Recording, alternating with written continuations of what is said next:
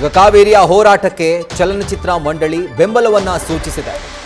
Film chamber ಅಧ್ಯಕ್ಷೆ ಜಯಮಾಲಾ ಅವರು ಇದರ ಬಗ್ಗೆ ಅಧಿಕೃತವಾಗಿ ಮಾತನಾಡಿದ್ದಾರೆ.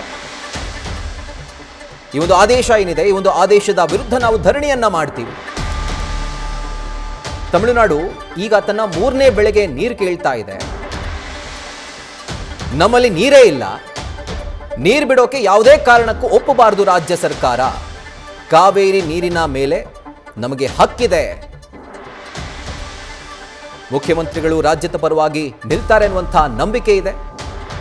ಕಾವೇರಿ ವಿಚಾರವಾಗಿ ಕಲಾವಿದರೆಲ್ಲರೂ ಕೂಡ ರೈತರ ಪರವಾಗಿ, ರಾಜ್ಯದ ಪರವಾಗಿ ನಿಲ್ತೇವೆ ಅನ್ನುವಂಥ ಭರವಸೆಯನ್ನು ಅವರು ಕೊಟ್ಟಿದ್ದಾರೆ. ಇವತ್ತಿನ ದಿನ ನಮಗೆಲ್ಲರಿಗೂ ಇದ್ರೆ ನಾವು ಬದುಕ್ತೀವಿ. ಆದರೆ ಅದಕ್ಕೆ ಧಕ್ಕೆ ಬಂದಾಗ ನಾವು ಯಾವತ್ತೂ ಕೂಡ ರೈತರ ರಾಜ್ಯದಲ್ಲಿ ಮುಖ್ಯಮಂತ್ರಿಯವರಿದ್ದಾರೆ, ಜಲಸಂಪನ್ಮೂಲ ಮಂತ್ರಿಯವರಿದ್ದಾರೆ, ನಮ್ಮಲ್ಲಿ ರಾಜ್ಯದ ಮಾಜಿ ಮುಖ್ಯಮಂತ್ರಿಗಳಿದ್ದಾರೆ, ಎಲ್ಲರೂ ಇದ್ದಾರೆ, ಬಹಳ ವರಿಷ್ಠರಿದ್ದಾರೆ ಪಕ್ಷದಲ್ಲಿ.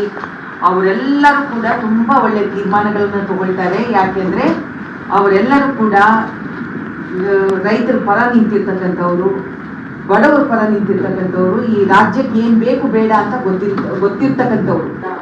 ವಾಣಿಜ್ಯ ಮಂಡಳಿ, ಪ್ರತಿ ಚಿತ್ರರಂಗ, ಕನ್ನಡ ಚಿತ್ರರಂಗ ಸಂಪೂರ್ಣವಾಗಿ ನಾವು ರೈತ ಬಾಂಧವರ ಜೊತೆ ನಾವು ಇದೀವಿ ಅಂತ ಹೇಳಲಿಕ್ಕೆ ಈ ಮೂಲಕ ನಾವು ಹೇಳಲಿಕ್ಕೆ ಇಚ್ಛಿಸ್ತೀವಿ.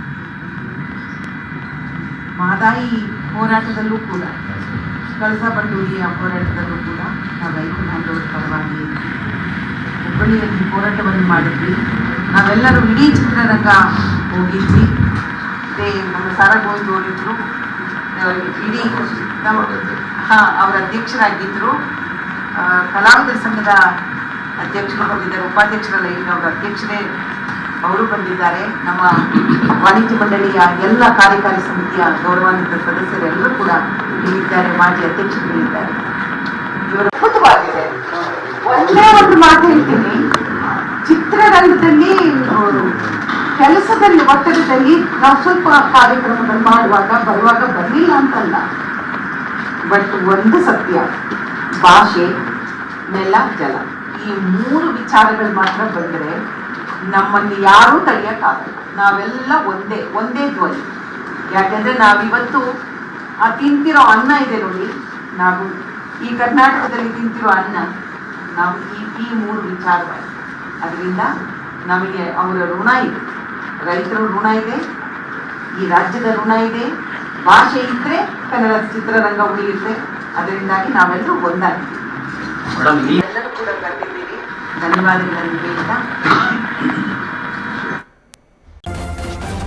ನ್ಯೂಸ್ ಫಸ್ಟ್ ನಿರ್ಭೀತಿಯಿಂದ ನಿಮ್ಮ ಪರವಾಗಿ.